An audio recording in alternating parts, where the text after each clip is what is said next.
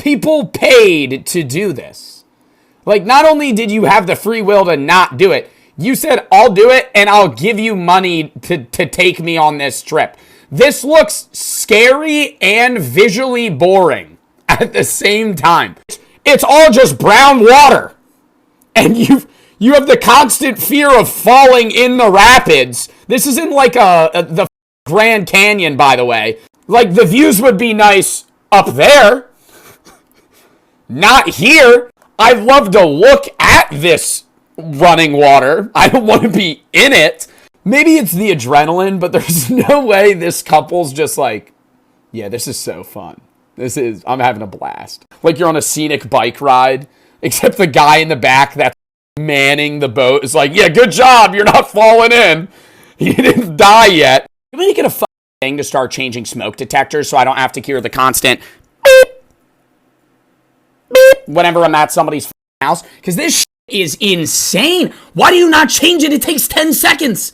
If I'm at your house and I hear beep, I'm telling my friends, give me your PP3 battery, bro. Give me a PP3 battery and a chair, and I'm going to go and put that back in. Quick reload, dude. Press R. At that point, you're just going to let your house burn to the ground. How do you have that happen? How do you have that beep for 4 months? 4 months, you just let it sit there and beep, beep.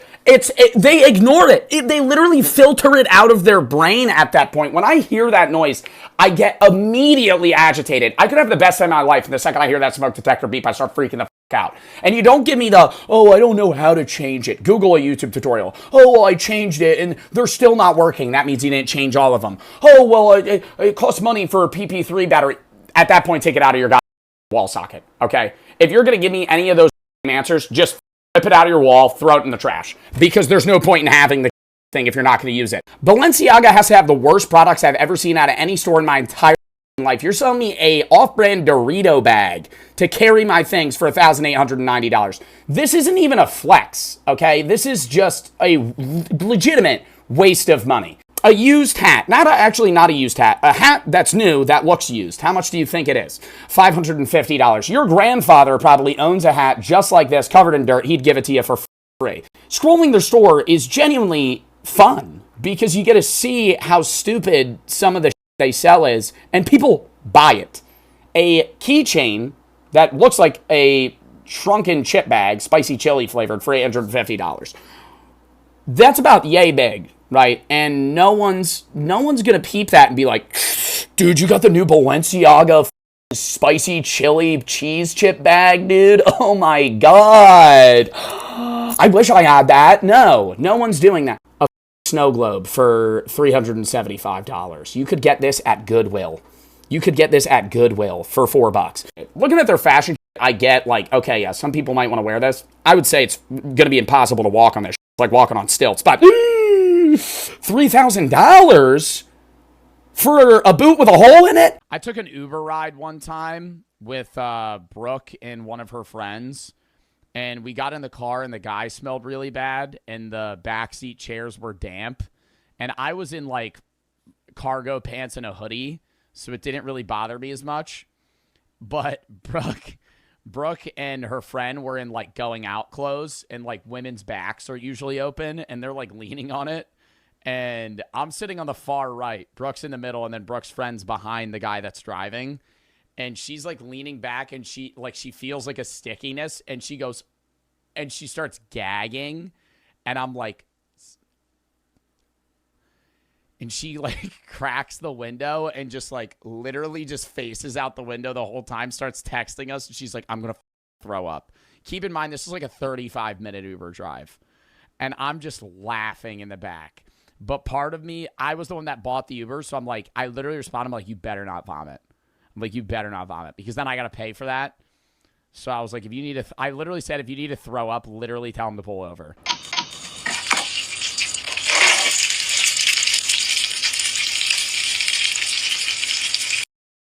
No, dude, the wet French fries sitting in the bean juice and the steak oil.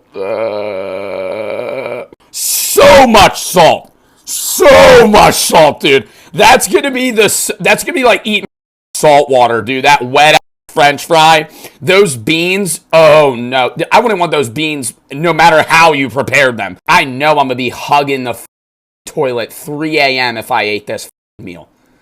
Cramping, just waiting, just feeling it go through every part of my body.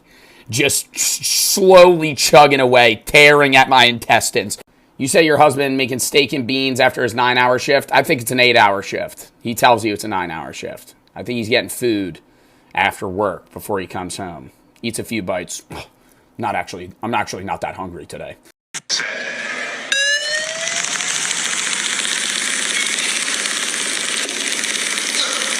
I feel like I'm watching a video in 4X right now. He is doing 7.6 jumps per second. I feel like I'm watching a literal engine start up. Like, he is moving so fast that it's becoming a blur, and it just kind of looks like he's standing still. Chinese teenager Sen Jiaolin breaks own record. Yeah, dude, the next guy behind him is probably at, 120 jumps in 30 seconds. Nobody's beating your record in the next century, pal. I think you could probably move on to a different hobby. People need to expand their gaming horizon, dude. Everybody has a friend that literally plays the same 3 games that they played when they were 6. I'm not going to sit here and on the games that they play, but if your 3 rotations in 2025 are still 2K, Rocket League, and Call of Duty, you need to find a new guy. Game, dude. I understand if you're a console kid, there's less, variety in what you're able to do, but there's still stuff out there that isn't the same game every day over and over and over again. Especially if you're a PC kid, you're not trying out indie games, you're not looking at the Steam page, you're still rocking the same EA games every day. I'm not saying that they're bad, but I'm just saying get some variety in there, man, please. You're missing out. And I used to think that I wasn't either. And then you hop on PC games, you hop on the random indie games, dude. Yeah, they're an hour long. Yeah, they're $3, $4 games with 1 or 2 devs. That's what makes games, dude. Those are the games that are going to leave an experience in your brain, right? You're not going to look back 10 years from now and be like, yeah, I played Madden 18 really did me in. I don't know about Madden 19 though. Like, it's the same shit over and over again. Dude, it's monotonous. It's like going to work playing those games sometimes. It's good to sprinkle them in here and there, but don't just in solo game on the same sports game over and over again that you also play in real life and watch on TV for sports. It's like, you gotta have some life experience there, right? I understand most people are ranting about going out and doing whatever, right? If you want to sit home and play video games, sit home and play video games, but mix it up. Dating my girlfriend means I will never experience what it's like to eat actual Chex Mix ever again. I only experience Chex and maybe breadsticks. Maybe a pretzel here or there, but most of those are gone. And I've never even heard of a bagel or a rye chip because those don't exist in my universe. She sifts through the bag and just picks out the pieces that she wants. Do people do this outside of Brooke? Is this like a common thing? I thought you're supposed to just eat the mix. It's Chex Mix for a reason. Like maybe my last bite out of the bag, I might grab my favorite one. Otherwise, I'm just pouring it into my hand, eating it all of them at once.